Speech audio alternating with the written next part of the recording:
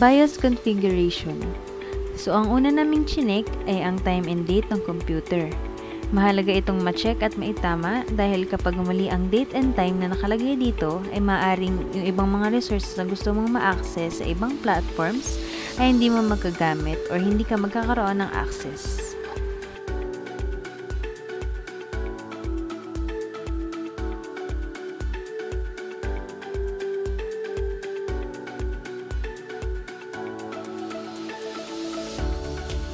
Mahalaga rin na ma-check natin yung bawat mga details na nakalagay dito dahil ang BIOS ay isa sa pinakamahalagang configuration sa ating computer dahil ito or dito natin naayos ang magiging flow ng ating computer at ito rin ang taga-identify at taga-connect ng ating mga hardware kapag ito ay naka-power on.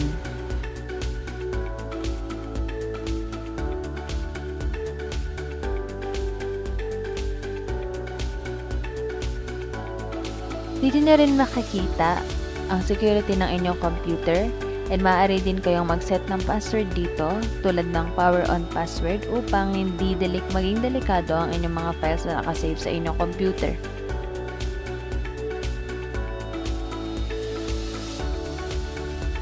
At kapag na-check nyo na ito ng maayos, maaari nyo na itong i-default setup. Yun lang, bye!